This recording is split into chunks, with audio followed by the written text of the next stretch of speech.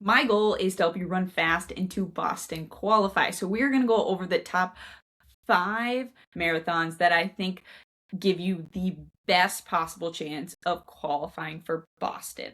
Okay, what we don't want to do is just randomly pick the race closest to us, because oftentimes it just ends up putting us in a bad position. So I'm going to go over the top 5. There are things that went into the consideration, and that is the amount of people that actually Boston qualified, so the percentage, how large the marathon is, because when we have a larger marathon, that means usually we have more crowds, it's more exciting, and you're not like stuck running by yourself and like trying to mentally get through 26 miles with no one cheering you on, because that a marathon is hard enough.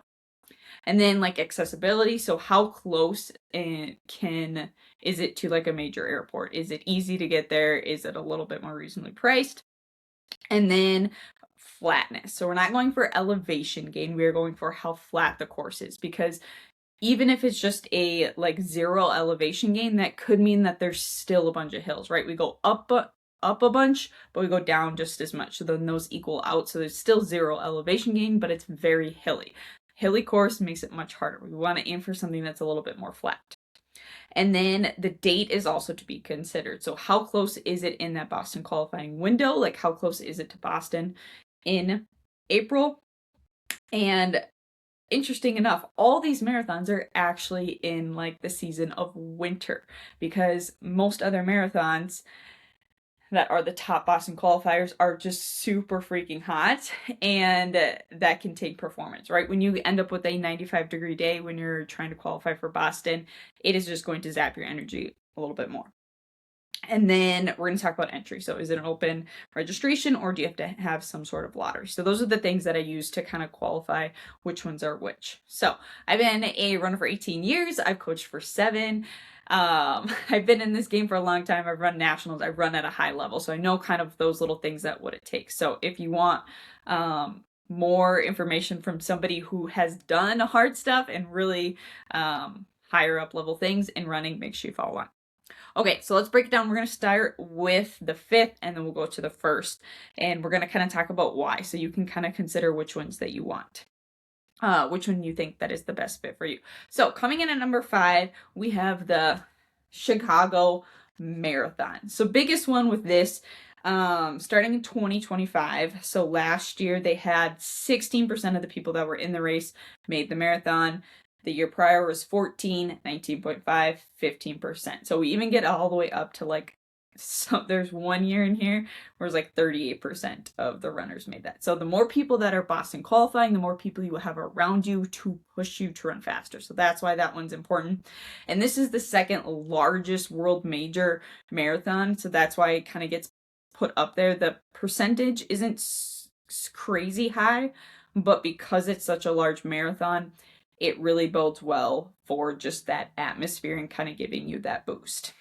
Super easy to get there because O'Hare is obviously a major airplane hub. And then this is a very flat loop. There's a little bit of an incline, but overall very flat. Most of these are pretty much flat. There's one that is going to be a downhill. And then this is early October, the second Sunday in October, which again, you get that colder weather so that you can race faster. This reason why I put this one at number 5 is because you have to enter the lottery. You aren't guaranteed to be able to run Chicago, versus the other 4 are all open registration. So when you enter in, you get it. So this is why this one is lottery, or which is lower down. Okay, the 4th one is the Indianapolis Monumental Marathon. So coming for Boston qualifying stats in 2025, we have 18.8%, year prior 18, 21.8, and then 20.4. So those stats are a little bit higher than the Chicago one, which is why I kind of put that one up there. This one is the 14th largest one in the US, coming in about like 6,000 finishers. So really the biggest thing that we want to focus on is the Boston qualifier. How many people actually Boston qualify? Because it can still be a larger race, but those runners could be not around your time, right? They could be running 5 hours in the marathon versus like 3:30 or 3:15 or 3 hours. This one is a flat loop, very minor hills. Usually we do want some sort of hills because it kind of breaks it up mentally. If you're just running flat, it is hard to like re-engage and make sure that you're running fast. This is the Indy International Airport, so it's close to downtown. So again, you are right there. And then this one is November 7th for 2026. So around November, again, in the winter, you are guaranteed to get colder weather versus like a 95-degree day. So I'd rather take a cold day for a runner, as most of you know, and then open registration. All right, number 3. This one I had to do a little bit of digging to find because I hadn't really heard about this one, but the stats are pretty high. So this is the Bay State Marathon located in Maine, Lowell. And this one has, again, a little bit higher. So 2025, we had 22.9% of runners Boston qualify. The year prior was the same. Year before that, 24.7, and then 26.7. And then actually stay for the end. I do have one that was close to making it. So this one is a little bit on the smaller size, but it's very notable because the percentages are so higher. So this is it's the 78th largest marathon, 1,140.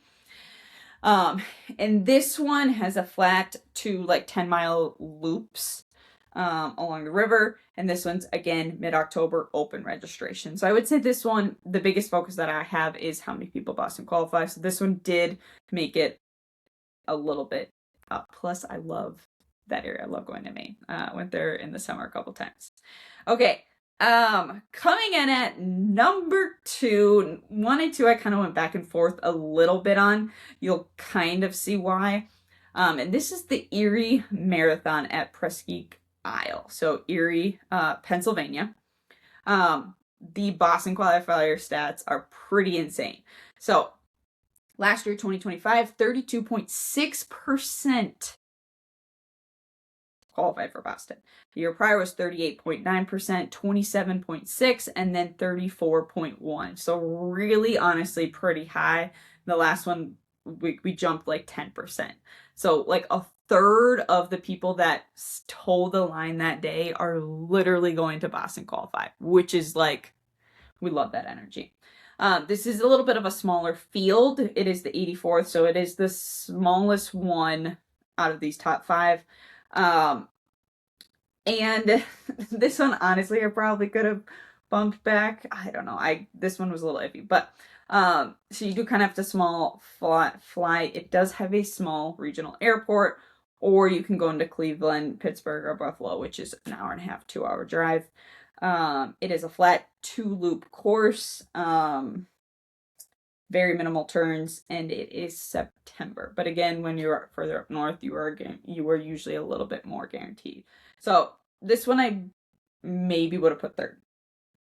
And then open registration. So if you apply, you get in, which is always something that we want to make sure that if we're training for it, we can actually race the marathon.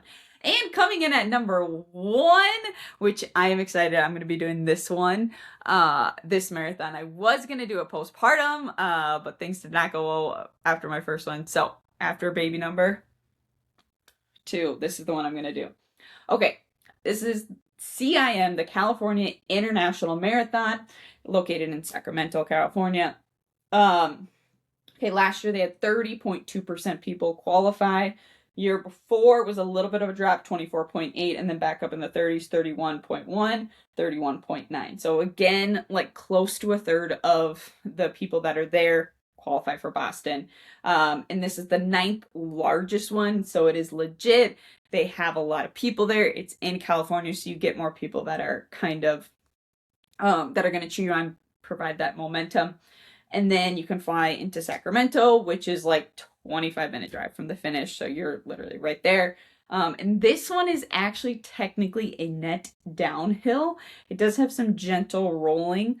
And I do think a little bit of hills are good. We want to be careful not to have like really big rolling hills, but a little bit of hill kind of helps break up that race. And this is like a point to point. So you're just like, everything is new, which is exciting. And then this one is in December. So you get like wherever you're training, especially if you're training like south, the bottom half of the United States, your training especially is going to be like winter cooler weather, and it doesn't get too far in December. It's like right at the beginning, so you're guaranteed like pretty good weather, and you can train in pretty good weather. You can get out pretty often, and then again, it's open registration. So that is why CIM is my top favorite choice. Grandma's in Duluth was actually one that was up there as well as the Twin Cities. Both of those were kind of good Boston qualifying ones to be up there. So let me know, do you agree? Do you disagree? Do you think I should have flipped some of these around? I did kind of struggle with some of them, but I hope that kind of helped and get you thinking about like your next marathon and what's going to be the best for you to Boston qualify, especially depending on where you live. If you're more up north, if you're further down south, if you do well in the heat, if you don't as much. And if you think I need to go over anything else, please let me know in the comments. I'm happy to help, here to help you Boston qualify, get you faster. And don't forget to follow along for more, so that helps me know that you guys are watching and you want more of this.